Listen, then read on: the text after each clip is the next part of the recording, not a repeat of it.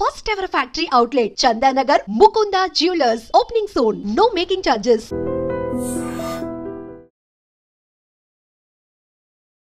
Hello guys, welcome back to ఎజ్ఎం media. ఈరోజు మనతో ఉన్నారు AMFI certified mutual fund distributor అయిన బోనుగల సాల్మన్ గారు. ముఖ్యంగా ఇండియా పాక్ వార్ వచ్చినట్లయితే ఆఫ్టర్ ఎఫెక్ట్స్ ఎలా ఉంటాయి ఇండియన్ స్టాక్ మార్కెట్ మీద, స్టాక్ మార్కెట్కి లాస్ట్ ఫ్యూ మంత్స్ బ్యాక్ ఎలా అయితే రియాక్ట్ అయిందో డౌన్వర్డ్స్, అలా రియాక్ట్ అయితే ఏం చేయాలి అనేది ఈరోజు ఎపిసోడ్ తెలుసుకుందాం. Hi sir. నమస్తే అండి విరాట్ గారు.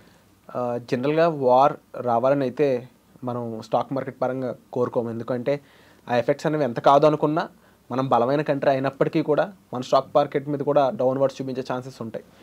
సో అలాంటి సిచ్యువేషన్ వచ్చి ఎలా జరిగితే ఎలాంటి సిచ్యువేషన్ ఉంటుంది, ఏం చేయాలంటారు? ఇప్పుడు చూడండి విరాట్ గారు, మన స్టాక్ మార్కెట్స్ సెన్సెక్స్ 1979లో స్టార్ట్ అయింది. 45 ఇయర్స్, 46 ఇయర్స్.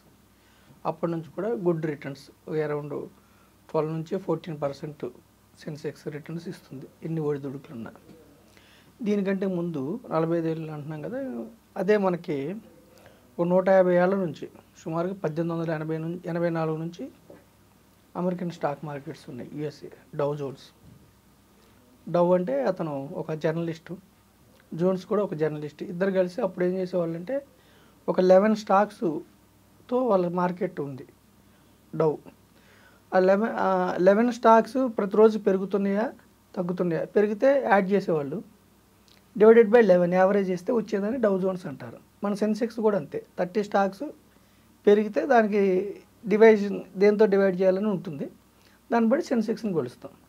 ఇప్పుడు చూడండి మనకి అమెరికన్ ఇప్పుడు మన స్టాక్ మార్కెట్స్ 45 ఇయర్స్ అయినాయి. అమెరికన్ స్టాక్ మార్కెట్స్ అయితే ప్రపంచ యుద్ధం 1 చూసింది, ప్రపంచ యుద్ధం 2 కూడా చూసింది. ఇది చూడండి, డౌ జోన్స్ మనకి అమెరికన్ స్టాక్ మార్కెట్లో biggest correction 1929, biggest correction. Dow Jones 89% down అయింది. 89%. లక్ష పెట్టిన వాళ్ళకి 89,000 ఆవిరి అయిపోయింది, 11,000 మిగిలినాయి. తర్వాత 1937-42లో అరౌండ్ 37లో 32%, 42లో 41%. అంటే ప్రపంచ యుద్ధం వచ్చినప్పుడు, రెండో ప్రపంచ యుద్ధం. తర్వాత 1970లో 37% డౌ జోన్స్. తర్వాత 2008లో గ్లోబల్ క్రైసిస్ 33. అంటే మార్కెట్స్లో ఎన్నో కరెక్షన్స్, అమెరికన్ స్టాక్ మార్కెట్లో కూడా ఎన్నో కరెక్షన్స్. తర్వాత మన ఇండియన్ స్టాక్ మార్కెట్లో కూడా ఎన్నో కరెక్షన్స్ అయినాయి. కేతన్ పరీక్ స్కామ్ అయినప్పుడు, హర్షద్ మెహతా స్కామ్ అయినప్పుడు, టెక్ బబుల్ అయినప్పుడు, 2008లో గ్లోబల్ క్రైసిస్ అయినప్పుడు సెన్సెక్స్ 20,000కి వెళ్ళి 2008లో మొత్తం రెసిషన్ వచ్చినప్పుడు ప్రపంచం మొత్తం 60% డౌన్ అయింది. అలాగే 2020 కోవిడ్ అప్పుడు కూడా అరౌండ్ 30-40% డౌన్. అట్లా నంబర్ ఆఫ్ టైమ్స్ కరెక్షన్స్ అయినాయి. సో మనం ఏం చెప్తున్నాం, అందుకే స్టాక్ మార్కెట్ ఎప్పుడు వాలటిలిటీ. ఇప్పుడు మనకి పాకిస్తాన్తో యుద్ధం వచ్చింది అనుకోండి, సపోజ్ యుద్ధం రాకపోతే ఇప్పుడు మనకి ట్రంప్ టారిఫ్ల వల్ల లాస్ట్ సెప్టెంబర్ నుంచి 2024 సెప్టెంబర్ నుంచి మొన్నటి వరకు విపరీతంగా కరెక్షన్స్ అయినాయి. 86,000కి వెళ్ళి సెన్సెక్స్ 72,000కి వచ్చింది.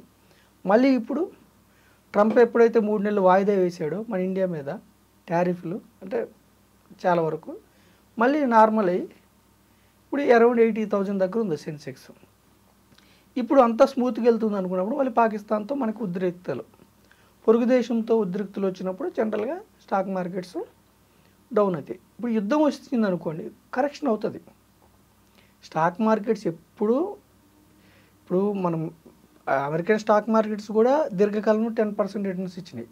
మన స్టాక్ మార్కెట్స్ కూడా 12-15% రిటర్న్స్ ఇచ్చినాయి. అంటే 10%, 12-14% కాంపౌండింగ్ పాయింట్ ఆఫ్ వ్యూ చూస్తే very good return.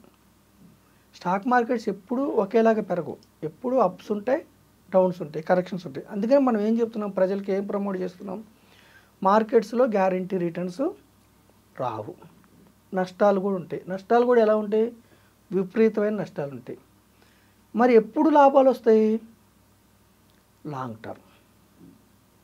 Long term ఎన్ని ఒడిదుడుకులున్నా లాంగ్ టర్మ్లో డౌ జోన్స్ కానీ సెన్సెక్స్ కానీ నిఫ్టీ కానీ ముందుకే వెళ్తాయి. ఎందుకని, మనది ఇది మార్కెట్స్ అనేవి దేశ ఎకానమీకి సూచిక. స్టాక్ మార్కెట్స్ అనేది దేశ ఎకానమీకి సూచిక. మనం ఏం చెప్తున్నాము, పాకిస్తాన్తో యుద్ధం వస్తే కరెక్షన్ ఉంటుంది. ఇప్పుడు కార్గిల్ యుద్ధం వచ్చినప్పుడు కరెక్షన్ ఉంటుంది. అది టెంపరీ, షార్ట్ పీరియడ్, కొంతకాలం ఉంటుంది. సెంటిమెంట్స్ ఎప్పుడు కొంతకాలం ఉంటాయి. రిసెషన్ వచ్చినా ఇప్పుడు మన బాడీకి ఎలాగైతే ఎప్పుడు హెల్తీగా ఉంటాం, మనం జ్వరం వస్తుంది కదా, అలా ఎకానమీకి కూడా అంతే. ఎకానమీకి కూడా అప్స్ ఉంటాయి, డౌన్స్ ఉంటాయి. ఒక్కోసారి స్లో అవుతుంది, ఒక్కోసారి అప్ అవుతుంది. డౌన్ అయినప్పుడు మార్కెట్స్ డౌన్ అవుతాయి. యుద్ధాలు వచ్చినప్పుడు కూడా అంతే డౌన్ అవుతాయి. ఇప్పుడు మనం ఏం చెప్తున్నామంటే నెక్స్ట్ ఇయర్ మామూలుగా ప్రిడిక్షన్స్ ఏంటంటే economics prediction, next year Nifty growth బాగుంటుందని మన ప్రిడిక్షన్. ఇప్పుడు చూడండి, ప్రపంచ దేశాల్లో 2025 expectations, Brazil GDP growth 2%, Russia 1.4 to 2.5%, China 4%, south Africa 1%. కానీ మన దేశం 2023-24లో 9.5%తో జీడిపి గ్రో అయింది. 23-24 ఇప్పుడు మొన్నటిదాకా 6.5% జీడిపి గ్రోత్ అన్నాం. ఇప్పుడు మనం 6.2 ఇచ్చారు. ప్రపంచ దేశాలతో పోలిస్తే మన దేశం యొక్క జీడిపి గ్రోతే చాలా తొందరగా ఫాస్ట్గా పెరుగుతుంది. రెండవది ఏంటి, ఫిజికల్ పాలసీ. ట్యాక్స్లు కట్ చేశారు కదా. ఇప్పుడు 12,75,000 వరకు నో ట్యాక్స్. దానివల్ల ఏమవుతుంది, స్పెండింగ్ కానీ సేవింగ్ కానీ. అయితే స్పెండ్ చేస్తారు, లేదా సేవ్ ఆర్ ఇన్వెస్ట్, రెండు మంచిదే. సేవ్ చేస్తే బ్యాంక్స్కి లాభాలు పెరుగుతాయి. ఇప్పుడు మీరు సేవ్ చేశారు, మీకు ఇంట్రెస్ట్ ఇస్తాడు, అతను ఇంకొకరికి అప్పిస్తాడు బ్యాంక్స్కి. లేదా ఇన్వెస్ట్ చేశారు, మీకు కంపెనీస్కి లాభం, మీకు లాభం. తర్వాత టారిఫ్ వారు. ఇప్పుడు ప్రపంచ దేశాలతో పోలిస్తే తక్కువ టారిఫ్లు వేసింది ఎవరికి, ఇండియాకే కదా. టారిఫ్ వార్ వల్ల మనకి, అందుకే కదా మన మార్కెట్స్ పెరుగుతుంది. రెండోది ఏంటి, రెయిన్ఫాల్. ఈ సంవత్సరం రెయిన్ఫాల్ బాగుంటుంది, మాన్సూన్స్ బాగుంటాయి. రెయిన్ఫాల్ బాగుంటే ఏమైంది, మన పంటలు చక్కగా, మన దేశానికి రెయిన్ఫాల్ బాగుంది. తర్వాత ప్రపంచ దేశాల్లో వార్స్ రెడ్యూస్ అవుతున్నాయి. ఇప్పుడు మనకు ఉద్రిక్త ఉంది కానీ పాకిస్తాన్తో, మామూలుగా రష్యా ఉక్రెయిన్ కానీ యుద్ధం ఆపాలని ట్రంప్ అల్టిమేటం, ఇజ్రాయెల్ గాజా కానీ ప్రపంచ వ్యాప్తంగా వార్స్ తగ్గుముఖం పట్టాయి. Middle east reducing wars. తర్వాత ఆయిల్ ప్రైసెస్ గోయింగ్ డౌన్. అంటే అనుకూలతలు చెప్తున్నా. Physical deficiency. ఇప్పుడు మన దేశంలో ఫిజికల్ డెఫిషియన్సీ అంటే ఏంటి, దేశానికి వచ్చిన రెవెన్యూ మైనస్ ఎక్స్పెన్సెస్ తగ్గుతుంది. క్రమక్రమంగా నిర్మలా సీతారామన్ గారు తగ్గిస్తున్నారు, స్ట్రాంగ్ అవుతుంది మన దేశం. ఫిజికల్ డెఫిషియన్సీ బాగుంది. కార్పొరేట్ ఎర్నింగ్స్ నెక్స్ట్ సెప్టెంబర్ వరకు కార్పొరేట్ ఎర్నింగ్స్ బాగుంటేనే ఎక్స్పెక్ట్ చేస్తున్నాం. So large cap companies price by earning ratio అంటే స్టాక్ ప్రైసెస్ డివైడెడ్ బై వచ్చే కంపెనీస్కి వచ్చే ఎర్నింగ్స్ని ప్రైస్ బై ఎర్నింగ్ రేషియో. అది ఎక్కువ వాల్యుయేషన్స్లో ఉందనుకోండి, ఎక్కువ వాల్యూ అంటే 20, 25 వరకు, 30 వరకు రీజనబుల్, 20 ఈజ్ రీజనబుల్, 20 to 24. ఎక్కువ ఉందనుకో, 40 అబవ్ ఉందనుకోండి, స్టాక్స్ ప్రైస్ ఎక్కువ ట్రేడ్ అవుతున్నాయి, ఎర్నింగ్స్ తక్కువ ఉన్నాయి అంటారు. సో మన కరెక్షన్ ఎందుకు వచ్చింది, మనకు మేజర్ కరెక్షన్ ఎక్కువ ప్రైసెస్లో ట్రేడ్ గత 5 ఏళ్లుగా కరెక్షన్స్ లేకపోవటం వల్ల విపరీతంగా అన్ని స్టాక్స్ విపరీతంగా పెరిగినాయి, ఎక్కువ ప్రైసెస్లో ట్రేడ్ అయినాయి, ఎర్నింగ్స్ తక్కువ. సో ఇప్పుడు ఏంటి, రీజనబుల్ పిఈ రేషియోకి వచ్చాయి. ఏది నిఫ్టీ కానీ కొంచెం, నిఫ్టీ మిడ్ క్యాప్ కొంచెం ఎక్కువ ఉంది, 35 వరకు ఉంది PE ratio, small cap 33, reasonable వచ్చినాయి. సో ప్రైస్ బై ఎర్నింగ్స్ చక్కగా ఉన్నాయి, రీజనబుల్. సో మనకి ఏమంటున్నామంటే స్మాల్ క్యాప్స్ అట్రాక్టివ్గా ఉన్నాయి. ఎన్పిఎస్ ఒకప్పుడు మన దేశంలో బ్యాంకులకు ఎగ్గొట్టే కార్పొరేట్స్, విజయ్ మాల్యా, నీరవ్ మోడీ, విజయ్ మాల్యా ఇట్లాంటి వాళ్ళు ఎక్కువ మంది ఉండేవాళ్ళు. ఇప్పుడు ఎన్పిఎస్ తగ్గినాయి. సో నేనేమంటున్నాను, పాకిస్తాన్తో యుద్ధం వస్తే మార్కెట్స్ కరెక్షన్ అవుతాయి. మార్కెట్స్లో ఎప్పుడు అప్ అండ్ డౌన్స్ ఉంటాయి. షార్ట్ పీరియడ్ కోసం వచ్చేవాళ్ళు మీరు స్టాక్ మార్కెట్లోకి రావద్దు, లాంగ్ పీరియడ్ కోసం రండి. లాంగ్ టర్మ్లో అంత శుభం ఉంటుంది. అయితే మార్కెట్స్ కరెక్షన్ అయినప్పుడు మీరు ప్యానిక్ కాకుండా ఆపర్చునిటీ. ఇప్పుడు భూమి మీద ఏ వస్తువు అయినా సరే, విరాట్ గారు మీరు వేసారు జీన్స్ షర్టు, ఇప్పుడు ఇది ఒక షర్టు 2,000 అన్నాము, సపోజ్ 5 షర్ట్లు 10,000 అనుకోండి, 10,000కి 8 షర్ట్లు ఇస్తా అంటే మీరు ఏం చేస్తారు? భూమి మీద ఏ వస్తువు అయినా కానీ మనం ఏం చేస్తాము, డిస్కౌంట్ దొరుకుతున్నప్పుడు కొనుక్కుంటాం. మరి కంపెనీలో ఓనర్షిప్ ఎందుకు మనం భయపడాలి? ఇప్పుడు మనం 150 ఏళ్ళ చరిత్ర చూసి 1880 నుంచి చూసాము అమెరికన్ స్టాక్ మార్కెట్స్. ఏ ఇన్సిడెంట్ వచ్చినా కుప్పకొలుతాయి. ఏది దేశంలో అల్లకల్లో ఏది వచ్చినా కుప్పకొలుతాయి, మళ్ళీ అది సర్దుకుంటాయి. అంటే నేనేమంటున్నాను, షార్ట్ పీరియడ్ కోసం మీరు స్టాక్ మార్కెట్స్లో రావద్దు, దానికి సపరేట్గా ఫండ్ పెట్టుకోండి. లాంగ్ పీరియడ్ కోసం వస్తే ఏంటంటే మీకు ఇన్ఫ్లేషన్ బీట్ అవుతుంది.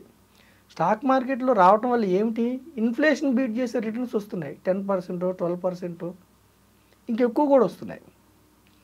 ఇన్ఫ్లేషన్ బీట్ చేయాలంటే అంతిమంగా ఏంటంటే ఎడ్జింగ్, ఇన్ఫ్లేషన్కి ఎడ్జింగ్ ఏంటంటే మార్కెట్స్, కంపెనీస్లో ఓనర్షిప్.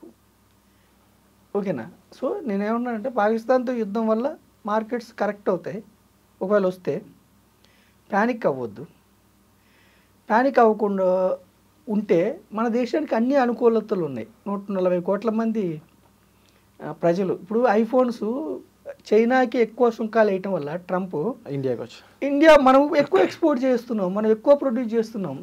అంటే ప్రతిదీ మన దేశానికి అనుకూలత ఉంది, ఆపర్చునిటీ ఉంది. మీరు భయపడకుండా ఎవరైతే ఈ 5 ఏళ్ళు 10 ఏళ్ళు 15 ఏళ్ళు మన దేశంలో కంపెనీస్లో ఓనర్షిప్ తీసుకుంటారో, అయితే ఇక్కడ నేను ప్రజలకి ఏం చెప్తున్నానంటే, ఇప్పుడు 4,000 నుంచి 5,000 కంపెనీస్ ఉన్నాయి స్టాక్ మార్కెట్లో. టాప్ 500 కంపెనీస్ యొక్క మార్కెట్ క్యాపిటలైజేషను 92%. 300 లక్షల కోట్లలో 92% టాప్ 500 కంపెనీస్. సో మీరేం చేయాలి, టాప్ 500స్లో తీసుకోవాలి. అందులో కూడా టాప్ 50 టాప్ 100లో తీసుకుంటే మీకు లిక్విడిటీ.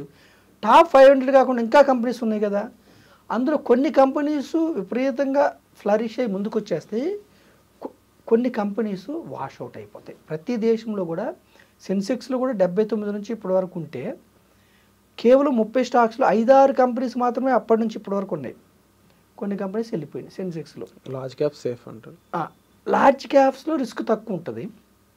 అయితే మనం ఏం చెప్తున్నాం అంటే, ఒక కంపెనీ 2 కంపెనీలు ఏదో ఎవరో చెప్పారని టిప్స్ తీసుకొని పెట్టుకొని దీర్ఘకాలంలో డబ్బు వస్తుందని భ్రమలో ఉండకుండా మనం సామాన్యమైన ప్రజలను ఏం చెప్తున్నామంటే, మీరు కోట్లు సంపాదించుకోబోయినా పర్వాలేదు, మీ డబ్బు జీరో కాకూడదు అన్నది నా ఉద్దేశం. పైగా ఒక 10% ఒక 12% మీరు దీర్ఘకాలం అంటే 7 years అబోవ్ ఉంటే, సెన్సెక్స్లో ఎవరైతే 10 years అబోవ్ ఉన్నారో నెగిటివ్ రిటర్న్స్ లేవు, పైగా డబుల్ ఫిగర్ రిటర్న్స్ వచ్చినాయి. నిఫ్టీలో కూడా అంతే, అంటే more than 7 years more than 10 years ఉంటే నెగిటివ్ రిటర్న్స్ లేవు. సెన్సెక్స్లో ఏమైతే ఏదైనా కంపెనీ డల్ అయిపోయి వెళ్ళిపోయింది అనుకో, అది బయటికి వెళ్ళిపోద్ది, రైజ్ అయిన కంపెనీ వాళ్ళు లోపలికి వస్తుంది. అంటే ఇండెక్స్ ఫండ్స్ కానీ, నిఫ్టీ 500 ఫండ్స్ కానీ, లేదంటే యాక్టివ్ ఫండ్స్ మీకోసం పని. ఇప్పుడు మార్కెట్స్లో ఏంటి ప్రాబ్లం అంటే విరాట్ గారు, ఏ ప్రైస్లో కొనాలి ఏ ప్రైస్లో అమ్మాలి అదే ప్రాబ్లం, ఏ స్టాక్ కొనాలి ఏ స్టాక్ అమ్మాలి అదే ప్రాబ్లం. ఇవి మనకి ఒక సిస్టమేటిక్గా ఒక ప్రొఫెషనల్స్ ఉన్నప్పుడు మనకి ఇబ్బంది కాదు. అందుకని మనం ఏం చెప్తున్నాం అంటే విరాట్ గారు, అన్ని అనుకూలతలు ఉన్నాయి. జీడిపి కానీ, ఇన్ఫ్లేషన్ అదుపులో ఉంది, ఎంప్లాయ్మెంట్ బాగుంది, కన్జంప్షన్ బాగుంది. సో యుద్ధం వచ్చినా ఏదొచ్చినా షార్ట్ పీరియడ్ ఉండొచ్చు, మళ్ళీ లాంగ్ రన్లో మనకి మార్కెట్ అనుకూలంగా ఉంటుంది. అంటే షార్ట్ పీరియడ్ కోసం డబ్బు పెట్టే వాళ్ళు మార్కెట్లోకి రావద్దు, లాంగ్ పీరియడ్ కోసం రండి. మార్కెట్లో కూడా నేనేమంటున్నా అంటే, ఏ స్టాక్ పడితే ఆ స్టాక్ కొనుక్కొని, ఇప్పుడు సైబర్ నేరాలు బాగా అవుతున్నాయి, ఎక్కడెక్కడో టెలిగ్రామ్ యాప్స్లో యాడ్ అయ్యి ఎవడెవడో లింక్ పంపిస్తే చేసి వాడు ఫ్రీజ్ చేస్తున్నాడు, మోసాలు బాగా అవుతున్నాయి. చక్కగా చెక్ చేసుకొని authorised person, SEBI authorised, AMFI authorised check చేసుకొని మీ యొక్క రిస్క్ అపటైట్ని బట్టి మీరు ఇన్వెస్ట్ చేసుకుంటే నెక్స్ట్ 5 years 10 years 15 years 20 yearsలో మీరు మన యొక్క స్టాక్ మార్కెట్స్ వాలటిలిటీ ఉన్నా మీరు రిచ్ అవడానికి అవకాశం మార్కెట్స్లో ఉంది, క్యాపిటల్ మార్కెట్స్లో ఉంది. కాబట్టి మనం మార్కెట్స్లో వాలటిలిటీ ఎంత ఉన్నా కానీ ఆపర్చునిటీని తీసుకొని డబ్బు సంపాదించుకోమని మనం ప్రమోట్ చేస్తున్నాం. Virat wonderful sir. And long టర్మ్లో ఎలాంటి ఈవెంట్స్ వచ్చినా కానీ అవి డైల్యూట్ అయిపోతాయి అని మీరు చెప్తున్నారు. అండ్ డెఫినెట్లీ వారే కాదు, ఇంకెంత పెద్ద సిచ్యువేషన్ లాంగ్ టర్మ్లో దాని ఇంపాక్ట్ ఎక్కువ ఉంటుంది. కాబట్టి లాంగ్ టర్మ్ ఇన్వెస్ట్మెంట్స్ ఎప్పుడు కూడా హ్యాపీ అని చెప్పొచ్చు. సో వచ్చే ఎపిసోడ్లో మళ్ళీ కలుద్దాం. అండ్ మీకు ఎటువంటి డౌట్ ఉన్నా మరింత క్లారిటీ కోసం డిస్ప్లే అవుతున్న నెంబర్స్ కాల్ చేసి డైరెక్ట్గా సాల్మన్ గారి హెల్ప్ తీసుకోవచ్చు. Thank you so much. Thank you అండి.